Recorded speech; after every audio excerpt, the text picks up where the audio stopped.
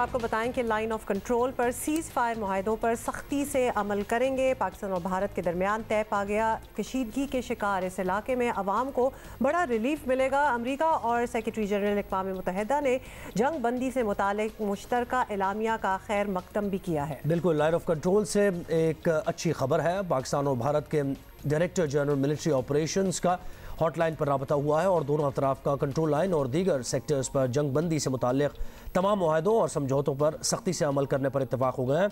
DGISPR के मुताबिक पाकिस्तान और भारत मुत्तफिक हैं कि हॉटलाइन के मौजूदा मैकेनिज्म को मौसर बनाया जाएगा।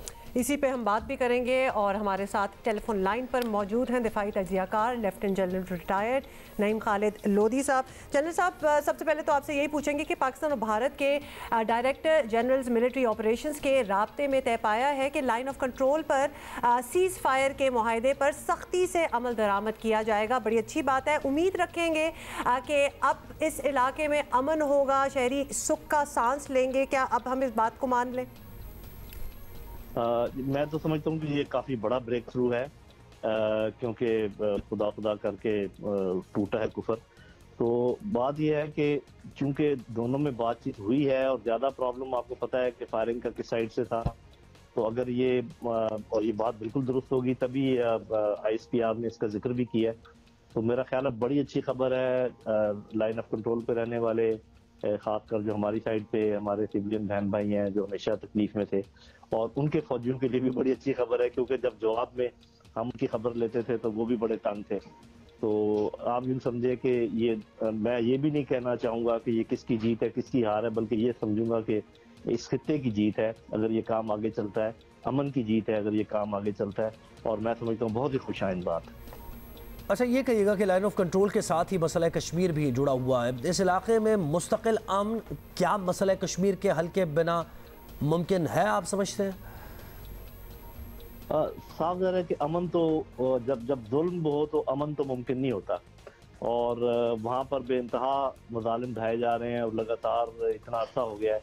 अब तो आपको पता है कि वहाँ पर वो डेमोग्राफिक चेंजेस लाने की कोशिश भी कर रहे हैं। तो ये सारी बातें बातचीत से ही तय हो सकती हैं। जंग व जदल से तो मसले और गंभीर हो जाते हैं। तो मेरा अपना ख्याल ये है कि अगर उन्होंने ये बात मानी है तो इसका मतलब उनके जहन में ये भी है कि आगे बातचीत क्या होगी। तो उस लिहाज से मैं समझता हूँ कि पहला कदम जो है ये मस्बत है। आगे अब कैसे चलते हैं मामला ये देखते हैं। जनरल साहब, ये भी बताइएगा कि अब एक मामला तय हुआ है, अमन की उम्मीद बंधी है, तो एक और उम्मीद ये भी हो सकती है कि पाकिस्तान और भारत अब मजीद राब्ते करें और फिर मुज़ाकरात की टेबल पर भी आएँ। तो should we hope for that, इसकी उम्मीद रखें? देखिए, हाईएस्ट राब्ता तो आपको पता है पॉलिटिकल लेवल पर ही होता है। तब हम ज्यादा पुरुमीद होंगे जब वज़ीर खारजा की लेवल पे या सेक्रेटरी खारजा की लेवल पे इसके बाद मीटिंग होनी चाहिए। उसके बाद कोई एपेक्स मीटिंग होनी चाहिए दोनों वज़ीर आज़म के दरमियान। तब तो ये मामलात आगे चलते नजर आएंगे। और मुझे लग ये रहा है कि अमेरिका खुसूसी तवज्जो दे रहा है इस खित्ते के ऊपर, खासकर जब उन्होंने देखा कि भारत के अंदर क्या हो रहा है और चीन के साथ जो भारत की मुठभेड़ है और उसके बाद जो टेंशन है पाकिस्तान और भारत की, इन तमाम चीज़ों को मद्देनजर रखते हुए शायद अमेरिकन जो नई गवर्नमेंट है उन्होंने ये फैसला किया है कि इस खित्ते में थोड़ा सा अमन बहाल करने की कोशिशें की जाए। तो मुझे लग रहा है कि ये जो कुछ हो रहा है इसके पीछे कुछ और बड़ी ताकतों की काविशें भी शामिल हैं, इसलिए लगता है कि ये बात आगे चलेगी। बहुत बहुत शुक्रिया।